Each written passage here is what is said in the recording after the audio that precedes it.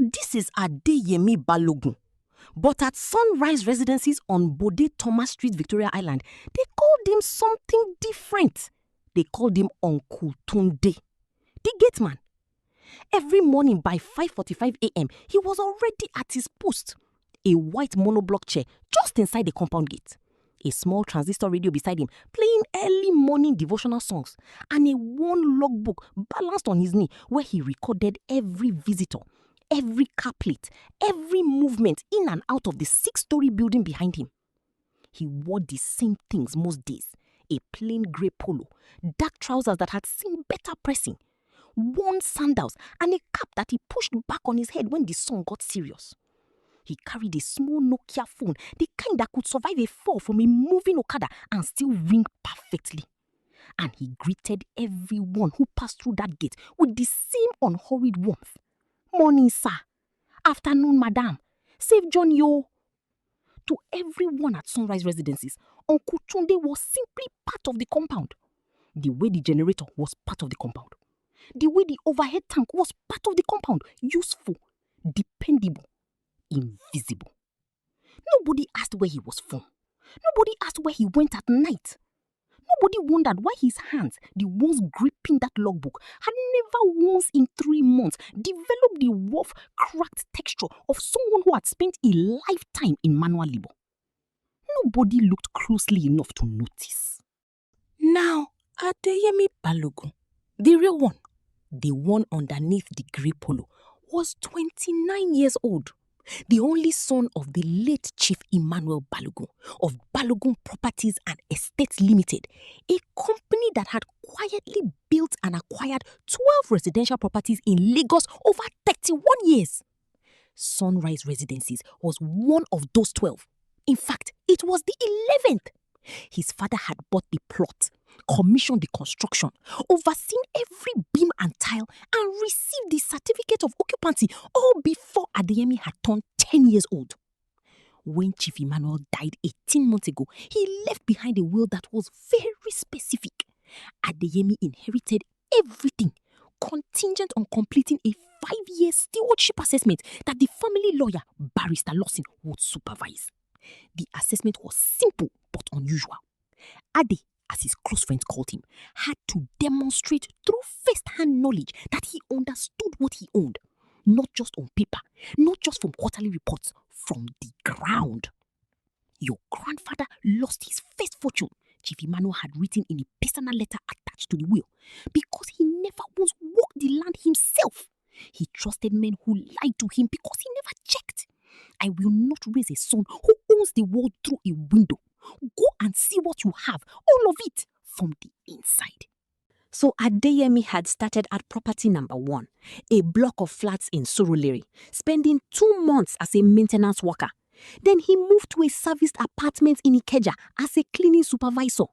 Sunrise Residences was his 4th property. He had arrived 3 months ago on a quiet Tuesday with a hold-all bag and the kind of easy, unhurried manner that people mistake for simplicity. He had learnt a great deal already. He knew which plumber the property manager was using and inflating the invoice for. He knew which tenant had sublet their apartment to 3 other people without permission. He knew the generator servicing was overdue by 4 months because the fuel budget was being shaved every quarter. But he had also learned something no quarterly report would ever tell him. He had learned the people. And at Sunrise Residences, the people were very much a world of their own. On the 3rd floor lived Miss Priscilla Okonkwo, or as she preferred to be introduced, Prissy. 26, investment banking analyst by profession, Instagram personality by vocation. She drove a white Mercedes-Benz A-Class with personalized plates that read Prissy B and a small gold-colored bow stuck to the rearview mirror. She wore sunglasses indoors during her Instagram videos. She referred to herself in captions as that girl. Priscilla had a particular way of passing through the compound gate. She did not greet. She looked straight ahead, her heels striking the ground like punctuation. And if she happened to glance at Uncle Tunde's direction at all, it was only to say, without slowing, "Tunde, my visitor is coming. Let them in." Not a greeting, an instruction, like you would speak to a vending machine. One evening in October, Priscilla's visitor arrived, a man in a G-Wagon who clearly thought highly of himself. And Uncle Tunde had stepped outside briefly to hand something to the compound cleaner. He was away from the gate for perhaps 90 seconds. When he returned, Priscilla was standing at the entrance, arms folded, eyes doing the particular Lagos calculation of someone performing outrage for an audience. "Tunde, where did you go? My visitor has been waiting. How is that acceptable?" He had opened the gate calmly. "I'm sorry, madam. It won't happen again." She had clicked her toe. "It had better not, because I will tell the property manager to replace you. I need someone who is actually awake at this gate, not wandering around like a confused person." She did not lower her voice. The G-Wagon man heard it. The compound cleaner heard it. 2 students from the second floor who were just then walking in heard it. Uncle Tunde nodded once, opened the gate fully, and said, "Welcome, sir," to the G-Wagon man with the same unhurried warmth he gave everyone. On the 5th floor lived Ngozi Eze, 27, public health researcher at a Lagos-based NGO, the kind of young woman who packed her lunch in glass containers and kept a small succulent on her windowsill. She drove a fairly old Honda Civic that she maintained with the dedicated care of someone who understood the value of things. Every morning on her way out, she paused at the gate. "Good morning, Uncle Tunde. You are here early." "Every day, Ngozi, every day." She laughed, the genuine kind, not the polished kind. She had once, on a rainy Thursday when the whole street was flooded and the compound generator was misbehaving, brought him a flask of hot tea. "I made too much," she said simply, and left before he could protest. He had sat with that flask of tea for a long time before drinking it. Then there was Chief Mrs. Abiodun on the 2nd floor, 61 years old, retired head of department from the University of Lagos, who called him "my dear" and left boiled groundnuts for him on Fridays. There was Mr. Fashola on the 4th floor, who always shook his hand like a man greeting an equal and asked about his radio. "What station are you listening to today?" and actually waited for the answer. And then there was Priscilla, who had since that evening with the G-Wagon stopped acknowledging him entirely. Not with rudeness anymore, with something quieter and more practiced. Erasure. He simply did not exist to her when it was convenient for her that he didn't. The first crack happened on a Friday afternoon in late November. Priscilla had been expecting a delivery, apparently a package of some significance, based on the 4 separate calls she made to Uncle Tunde that afternoon, asking if it had arrived. He answered each call patiently. The 4th call, her tone had sharpened. "Tunde, if that package gets stolen because you weren't paying attention, I will make sure this building knows it was your fault. Do you understand?" "I understand, madam." The package arrived at 4:15. He signed for it, placed it carefully just inside the gate kiosk under his chair, and called her immediately. She did not answer. He called twice more, still no answer. He sent a text. At 6:40 p.m., she came downstairs in a rush, snatched the package, saw that it was in perfect condition, and walked away without a word. Not a thank you, not an acknowledgement, not even eye contact. Uncle Tunde watched her disappear into the elevator. He opened his logbook, wrote the time, closed it, said nothing. But that same evening, Ngozi was heading out for a late meeting. She stopped at the gate. "Uncle Tunde, long day?" "Long day," he agreed. She looked at him, really looked, the way people sometimes do when they're actually paying attention. "Are you all right? You look tired." He smiled.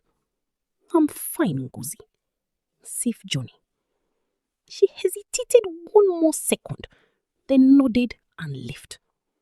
And for a reason he couldn't entirely explain to himself, that simple question, "Are you all right?" sat with him the entire evening.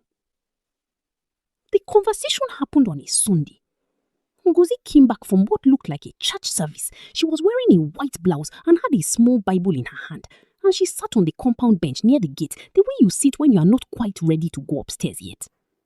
Uncle Tunde was nearby, repairing a loose hinge on the gate with a small screwdriver. Uncle Tunde, can I ask you something? And you don't have to answer if you don't want to. He looked up. Ask. Do you have family? I mean, are you from Lagos? He set the screwdriver down. Ibadan. I have a mother there. Younger sister in university. What does she study?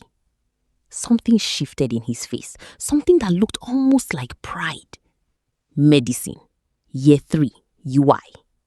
Ngozi smiled. That's wonderful. You must be proud. Very, he said simply. They were quiet for a moment. Then Ngozi said, Can I ask you something else? Again, you don't have to answer. Ask. Why this job? You seem, I don't know how to say this without sounding rude, you seem like someone who has more to offer than this gate. He looked at her for a long moment. Then he said, I'm learning something. And sometimes the best place to learn a thing is from the bottom of it. Ngozi tilted her head slightly, the way a person does when they are not sure if they've just heard a profound thing or a rehearsed one. That's a strange answer, she said. Yes, he agreed. It is. She went upstairs without pushing further. He appreciated that more than she knew. The second crack, the larger one, came in December. Priscilla was hosting what she called a girls' night, which from what Uncle Tunde could observe, involved 6 women arriving in rideshares between 9 and 10 p.m. Very loud music beginning at 10:15 and a neighbor from the 4th floor coming down at midnight to ask if something could please be done about the bass. At 1:30 in the morning, one of the guests drove her own car and needed to leave, but her car was parked behind 2 others in the compound. She came down and asked Uncle Tunde to help coordinate moving the cars. He did, spent 20 minutes in the middle of the night moving vehicles, helping the guests out and resecuring the gate. At 2:15, Priscilla herself came out briefly, not to check on anything, but to take a video for her Instagram stories. She pointed her phone at the compound at the well-lit building and her caption read, "Nights like this." She walked back inside. She did not see Uncle Tunde standing 10 feet away. Or she saw him and simply did not account for him in her version of the night. At 3 a.m., when the last guest had left and the compound was finally quiet, Uncle Tunde locked the gate, sat back in his chair, looked up at the dark sky above the building and had a very clear, very calm thought. It was time. He called Barrister Lawson the next morning. How much longer do you need at this property? The barrister asked. I have everything I need, Ade said.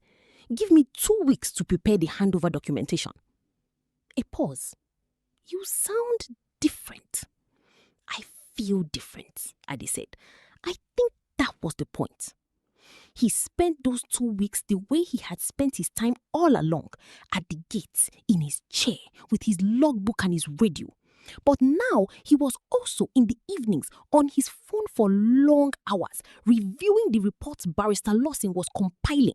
The plumber invoices that needed to be challenged, the property manager who needed to be replaced, the generator maintenance schedule that needed to be immediately overhauled, the sublet situation on the 2nd floor that needed to be addressed properly. He had notes on all of it, every detail. On the last Friday of December, his cousin Dari arrived at the compound at noon in a black Toyota Land Cruiser with tinted windows. He called Ade from the gate.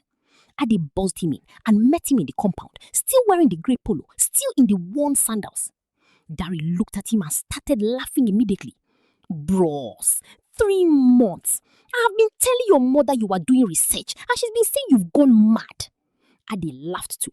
A real laugh, the kind that comes from somewhere easy. Sign the papers. Dari produced the folder. Barrister Lawson says everything is ready. The transition letter, the management review report, the tenants meeting notice, all ready. Just say when. Ade looked up at the building. all 6 floors of it. The newish paint, the water tanks on the roof he'd had the property manager inspect twice since he arrived. The entrance lights that he'd noticed 2 months ago had the wrong wattage and had quietly reported. Monday, he said. Monday morning. The tenants' meeting was announced by a printed letter slipped under every apartment door on Saturday morning.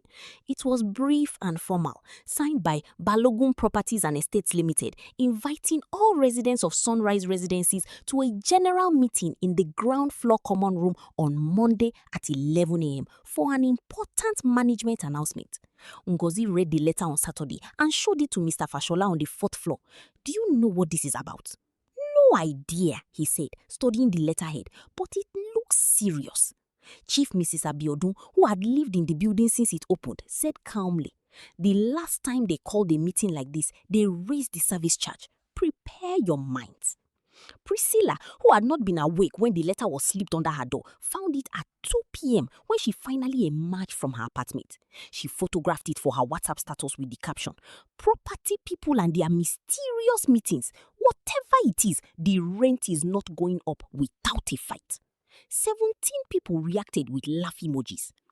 Monday came with that particular Lagos brightness that happens in late December when the Harmattan air is clean and the light is sharp and exact. The common room filled up by 10:50. All 12 residential units were represented. Some people sat, some stood. Barrister Lawson arrived at 10:58 with 2 associates and arranged papers on the small table at the front of the room.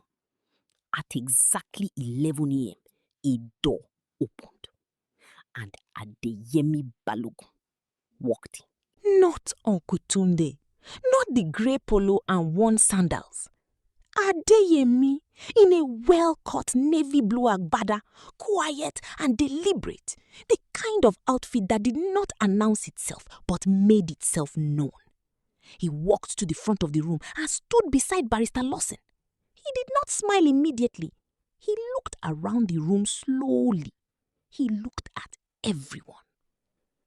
The room was still, with the particular silence of people who are looking at something their brain has not yet processed. Mr. Fashola was the first to place him. He sat forward in his chair and said quietly, "Uncle Tunde." Ade smiled then, properly. "Good morning, everyone. My name is Adeyemi Balogun. I am the owner of this building, and I have been your gate man for the past 3 months." The silence after that sentence lasted approximately 4 full seconds, and then it broke. Chief Mrs. Abiodun pressed both hands to her chest and said, "Jesus of Nazareth!" Mr. Fashola leaned back in his chair and exhaled like a man who had just remembered something important. 2 of the students from the 2nd floor looked at each other with the pure, uncomplicated delight of people who had just witnessed a film plot in real life. Ngozi sat very still, with her hands in her lap, looking at him with an expression that was not shock exactly. It was closer to recognition, like something she had half suspected but not quite let herself believe. And Priscilla.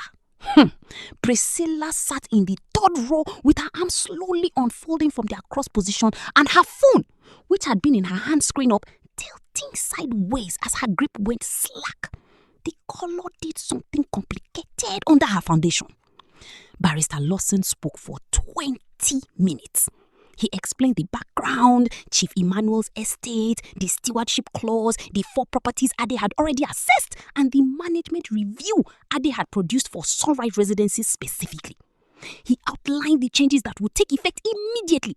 A new property management firm, a revised generator maintenance contract, corrected service charge accounting going back 18 months with appropriate credit applied to tenant accounts, and a new sublet policy with fair process for any legitimate cases. Ade spoke after Barrister Lawson. He was direct and unhurried. "I'm not here to embarrass anyone," he said. "I came to understand what I owned, and I do now. I know what works here and what doesn't. I know who takes care of this compound and who doesn't. I know what the real problems are, not the ones on paper, the real ones." He paused. Sunrise Residencies is a good building. It deserves better management than it's been getting, and you deserve better service than you'll be receiving. That changes from today. Mr. Fashola started clapping. Slowly, then others joined. Chief Mrs. Abiodun was wiping her eye. The students cheered.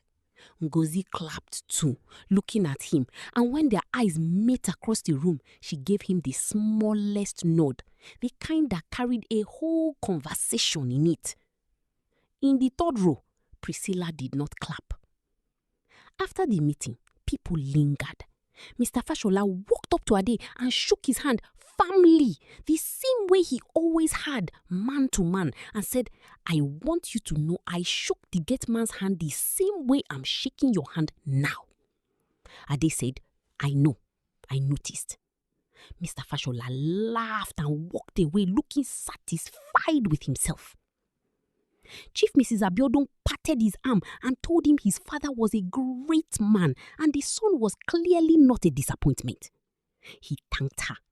She left boiled groundnuts on the table. She had brought them in a small bag, apparently committed to the tradition regardless of circumstances. Ngozi was the last resident to approach him. Most people had filtered out. She stopped a few feet away and looked at him with a calmness that he had noticed was characteristic of her. She didn't rush herself into expressions. "You said you were learning something," she said, "from the bottom of it." "Yes." "Did you learn it?" He thought about it for a moment, genuinely, not performatively. "I learned that a building isn't the structure," he said. "It's the people in it, and how they treat each other tells you everything you need to know about whether it's actually working." She considered that. Then, that's still a strange answer. Still, he agreed, a true one. She smiled, the genuine kind, and said, "I'm glad you are all right, Uncle Tunde." And she walked out. He stood there for a moment in the empty common room and smiled to himself. Priscilla caught him in the corridor outside. She had clearly been waiting. Her arms were at her sides, no folding, no crossing, and the practiced confidence of a woman who was always 3 steps ahead of the room had gone quiet. She looked, for the first time since he had observed her, like someone who did not know how this was going to go. "Mr. Balogun," she said. He stopped, waited. She exhaled. "I owe you an apology for the way I spoke to you, for how I treated you at this gate." She didn't add any qualifications. She didn't say, "I didn't know." She didn't say, "If I offended you." She said, "I was wrong, consistently, and I'm sorry." He looked at her for a moment. Then he said, "I appreciate that. Will this..." She paused. "Will this affect my tenancy?" Ade considered the question, then said, simply, "Your rent is paid. Your behavior was your business. I'm not in the business of penalizing people for what they didn't know." She blinked. He could see the relief move through her, and just behind it, something else. The particular discomfort of someone who is just beginning to understand that they were not let off the hook. They were simply not the kind of person the hook was built for. "Thank you," she said quietly. He nodded once and walked past her toward the exit. In the months that followed, Sunrise Residencies changed in ways that were concrete and visible. The new property management company arrived with an actual maintenance schedule and actual receipts. The generator received the overdue service and then a second one. The compound got a second security light at the far end that had been dark for 2 years. The tenant whose sublet situation was clarified ended up formalizing it properly, and everyone moved forward without drama. Adeyemi moved on to his 5th property, another compound, this time in Yaba, where he arrived on a quiet Monday as a general maintenance hand. Different grey polo, same Nokia phone. He left behind a building that worked better than it had before, and a logbook which he asked the new management team to keep. His number, it turned out, was in that logbook too, filed under emergency contact in his own neat handwriting. Adeyemi Balogun, owner. Nobody had thought to look. Priscilla Okonkwo, it should be noted, did eventually grow from that experience. Not immediately and not dramatically, but in the quiet way that real growth usually happens. Slowly and without announcement. She started greeting the new security guard by name, not an instruction, an actual greeting. She didn't make a TikTok about it, she just did it. And Nkuzi, some months after Ade had left Sunrise Residencies, received a message on LinkedIn from Adeyemi Balogun, Chairman, Balogun Properties and Estates Limited. It read, "I told you I was learning something. I thought you might want to know. I think I finally learned it. And I remember you asked if I was all right. I am. Thank you for asking." She stared at her phone for a long time. Then she laughed, the genuine kind, and replied, "Moral lesson. How you treat people who can do nothing for you reveals who you truly are. Not what you post, not what you wear, not what you drive. The ground under your feet knows whether you've ever really looked at it. Respect costs nothing and forgets nothing. Kindness given without an audience is the only kind that counts." Thank you for listening and watching Tales by Blessam. Don't forget to subscribe, like, comment, and share for more amazing stories.